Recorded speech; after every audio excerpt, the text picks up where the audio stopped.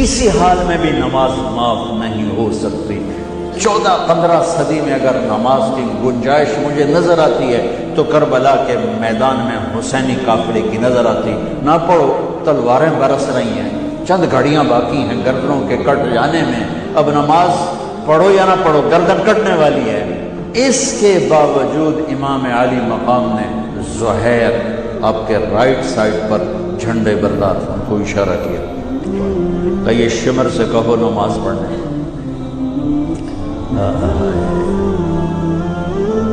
तो उन्होंने आगे बढ़ के कहा नमाज पढ़ने, थोड़ी देर के लिए रुक जाओ। वो कहने लगा हमारी तलवार नहीं रुकेगी। उन्होंने आकर कहा ये जवाब है। इमाम आली मकाम ने फरमाया फिर नमाज भी नहीं छूटेगी।